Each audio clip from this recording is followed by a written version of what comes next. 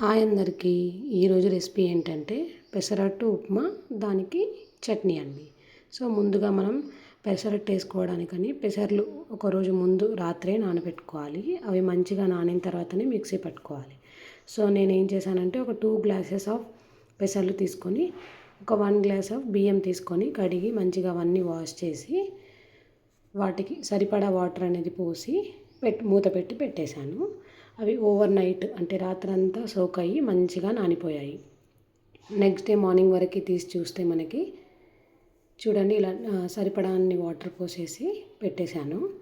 Next day morning వరకు మనకి మొత్తం వాటర్ అనేది పీల్చేసుకొని అవి ఇలా మంచిగా నానిపోయాయి. సో పెసరట్టు కోసమని ఆ పెసర్లు మిక్సీ పట్టుకోవాలి కదా, అవన్నీ ఒక మిక్సీ జార్లోకి వేసుకొని కొంచెం అల్లం ముక్క వేసి మిక్సీ పట్టాను, టేస్ట్ బాగుంటుందని. సో ఒక 2 బ్యాచెస్లో పెట్టేసి బౌల్లో వేసేసుకున్నాను. అది చిన్న ముక్కలు అల్లం చిన్న చిన్న ముక్కలుగా కట్ చేసుకొని అందులో వేసుకున్నాను. మంచిగా మిక్సీ పట్టేసుకొని ఫైన్గా అవన్నీ ఒక బౌల్ మొత్తం ఆ పిండి అంతా కూడా ఒక బౌల్లో వేసాను. ఆ పిండికి సరిపడా ఉప్పు అలాగే కొంచెం తినే సోడా వేసి కలిపి పక్కన పెట్టాను. సో మనం పెసరట్టు ఉప్మా అనుకుంటున్నాం కదా, పెసరట్టు పిండి అనేది రెడీ అయిపోయింది. ఇప్పుడు ఉప్మా ఎలా చేయాలో చూద్దాం. స్టవ్ పైన ఒక కడాయి పెట్టేసి దాంట్లో కొంచెం ఆయిల్ అనేది వేయండి. ఆవాలు, జీలకర్ర అవి రెండు వేసి మంచిగా అవి ఫ్రై అయిన తర్వాత ఎల్లిపాయలు, ఎల్లిగడ్డ రెబ్బలు కూడా, వెల్లుల్లి రెబ్బలు కూడా వేసి అది ఫ్రై అయిన తర్వాత పచ్చిమిర్చి 2 నుంచి 3 వేసుకొని కరివేపాకు కూడా వేసి మంచిగా కలపండి. అవి మంచిగా ఫ్రై అయిన తర్వాత మనం ఉప్మా చేస్తున్నాం కాబట్టి నేను కొంచెం వాటర్ అనేది ఎక్కువ వేసాను. ఎందుకంటే పెసరట్టు మీద ఉప్మా అనేది స్ప్రెడ్ చేస్తాం కదా, కొంచెం నార్మల్గా ఉన్న ఉప్మా కంటే కొంచెం మెత్తగా ఉంటే మనకు స్ప్రెడ్ చేయడానికి ఈజీగా వస్తుంది. అందుకని కొంచెం మెత్తగా చేశాను, వాటర్ అనేది ఎక్కువ వేసాను. అందులో ఉప్మాకు సరిపడా సాల్ట్ అనేది వేసి అది మరిగిన తర్వాత రవ్వ వేసి మంచిగా మిక్స్ చేశాను. సో మనకు అప్పుడు ఉప్మా అనేది రెడీ అయిపోతుంది. మంచిగా ఇలా కలపాలి, కలపకపోతే ఉండలు ఉండలుగా అయిపోతుంది కదా, అందుకనే మంచిగా కలుపుతూ ప్రిపేర్ చేశాను. ఇలా అవుతుందండి ఉప్మా అనేది. తర్వాత స్టవ్ ఆఫ్ చేసుకున్నాను. చట్నీ కోసం అని ఒక కడాయి పెట్టి అందులో కొంచెం ఆయిల్ అనేది వేసి ఒక చిన్న గ్లాసెడ్ వరకు పల్లీలు తీసుకున్నాను. అవి మంచిగా ఫ్రై అయిన తర్వాత వెల్లుల్లి రెబ్బలు వేసాను.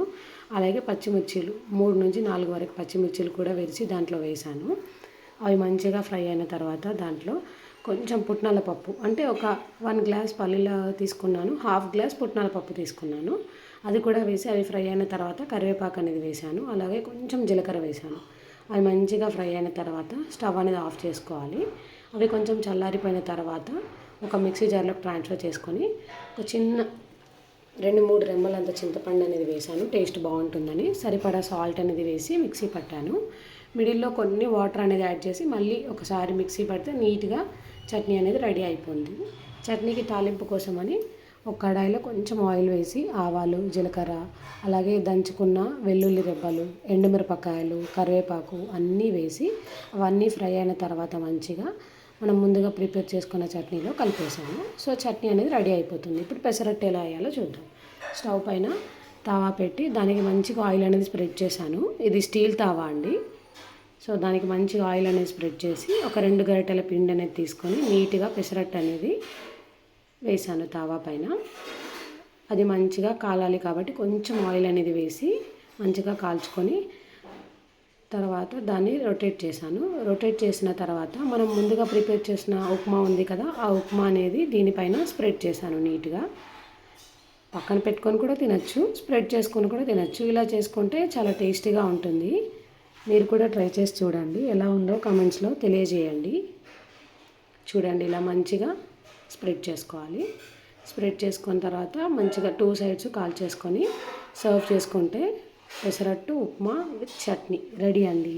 మీ అందరికీ ఈ రెసిపీ ఎలా అనిపించిందో కామెంట్స్లో తెలియజేయండి. Please like, share and comment about our channel.